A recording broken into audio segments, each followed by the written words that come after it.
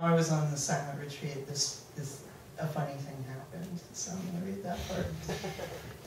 On the fifth day, we're invited to a healing service, which is a chance for people to say confession if they want. While I'm sitting there debating about making confession, someone taps me on the shoulder. I turn halfway and look into the eyes of one of the priests. He has a sweet round face, and he asks, "Do you ever distribute Eucharist?" That's giving communion at Mass. No, I reply. I'm such a germaphobe, it grosses me out. Well, would you mind doing it tomorrow night at Mass? You just give people the cup, you say blood of Christ. Just watch what everyone's doing. Oh, okay. He pats my shoulder and vanishes. I got a tap on the shoulder, I tell Father Godot the next morning. He was my director on this retreat, and explain what happened. He says the priests take it for granted that most of the people who come participate in their churches, and they have experience with things like this. He also reminds me, wipe the rim and rotate every time. But what about if there's stuff at the bottom, I ask. Oh, just leave it on the side, the priest will take care of it, he replies. Because it's the blood of Christ, you're not supposed to throw it away, someone has to drink it. This is usually the priest. However, since I'm the kind of person who can barely deal with shaking hands, the first time I watched a priest swigging the backwash of hundreds of communicants, I nearly vomited in my pew.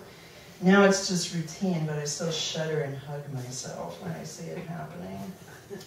Don't drop it, don't drop it, don't drop it is my marching refrain as I drag my feet toward the altar and shakily take a glass of consecrated wine. Along with two of the habited nuns and a middle-aged woman, I stand up front. Can't remember if you look people in the eye during this part. Hold it out, mumble, blood of Christ, wipe, rotate.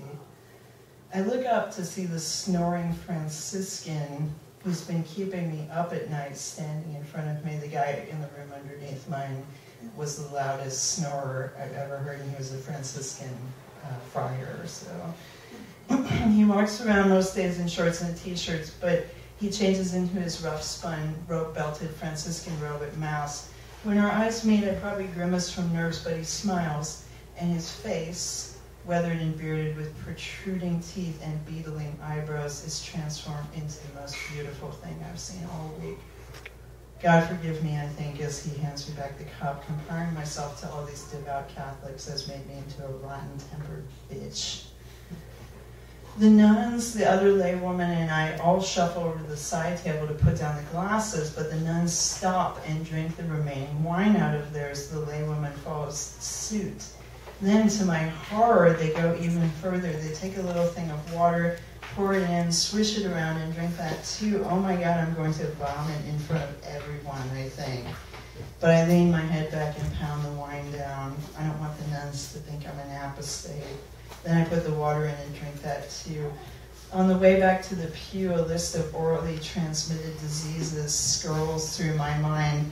Flu, colds, mono, hantavirus, Norwalk virus, the plague. Dinner goes down like a pebble into a roaring ocean because my stomach is apparently trying to vacate my body through my nose, but the vomit never comes up, and I never get sick. It's a sacrament, after all. Then I recall something back in catechism class when I mentioned I don't like drinking wine at communion because of the backwash thing. That doesn't worry me, my friend said. I just figure it's church. There's a small person who wants a book, I think, that might be behind me.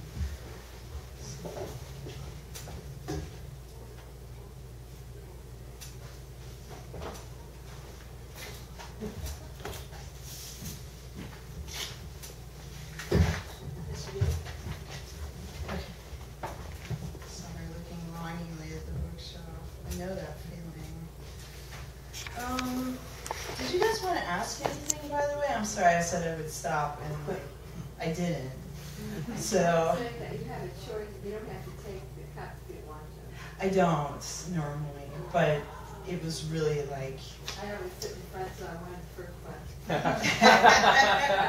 I was in the back girls I section, don't know so why I yeah. should change it myself. I just don't do it. I was told, you don't have to, and then they were like, a lot when I was growing up, we would in tanks, like dip it, You can dip and and shake. you can dip and shake, dip and shake. Yeah. So, but I I think they should do that. I think they should, well, at Protestant churches, apparently they have like individual little cups. Yeah. And like I would do that, like a little Dixie cup, you know, disposable, hygienic. They're not disposable, I found. Oh, Yeah. yeah. I figure That's, that's oh, not somebody very has to great. wash them all. Yeah. Okay, I don't know. So I want to read a little bit of the book a little bit further on. Just got a couple of more snatches to read. I discovered this church that's in San Francisco. I live in Oakland, and like I can get from Oakland to the Mission, I can get Oakland to the Haight, but I can't get from like the Haight to the Mission, or like the Mission to the Castro. I can get from the Mission to Castro, but then, and so I would tell you where this place is, but I don't know how to find it except on the BART. So you might figure it out. So I belong to this group of women that I do like, I don't know, it's like prayer, contemplation, meditation with. We call it the praying bitch, and basically we pray, and then we complain a lot about the institutional Catholic Church, and then we pray some more, and it's really kept me sane. But anyway, they decided that they wanted to go to this church over here in San Francisco, and so I'm going to read a little bit about that place. One brilliantly sunny Sunday, Agnes, Elizabeth, and I climb into Elizabeth's car. Agnes has been talking for a while now about going to visit this church in San Francisco where she delivered a talk some weeks back. You're not going to believe this place, she tells us, as Elizabeth backs into a parking space. The three of us climb the stairs of this large white church, and as soon as we're inside, a sweet-faced elderly man inks our names onto name tags so that people can greet you. We climb into a packed pew in a very packed church, and it only takes a moment to realize that everyone around us is male. There are a couple of elderly women tottering around, all of them being embraced and kissed on the cheek, but we are definitely in San Francisco, because the guy sitting next to me, devastatingly handsome and dressed in a very tailored suit, is holding hands with another devastatingly handsome, really well-smelling, really wonderful-smelling guy. In front of us, there's a row of bears, bearded and pierced. Behind us, there are middle-aged male couples with wedding rings on their hands. There are men in dresses, men in leather, men in stylish eyeglasses. There's a male couple across the room passing their baby back and forth. There's a man in a floral shirt and a lei. There are all kinds of men. The priest comes in and everyone stands, and the choir rains down the most sublime music I've ever heard in a Catholic church, and the cantor is intoning verses in a pure high tenor. Oh my God, I think this church is totally gay, and it's awesome. The reading for today's Mass is about the woman at the well. The priest, bald, Irish youthful, reads Jesus' lines. A male lector reads the part of the narrator, and a female lector reads the part of the Samaritan woman who is drawing water from a well and encounters Jesus there. Back then, Jews weren't even supposed to talk to Samaritans, which is why many people equate this with the racially segregated water fountains in the pre-civil rights Arab South.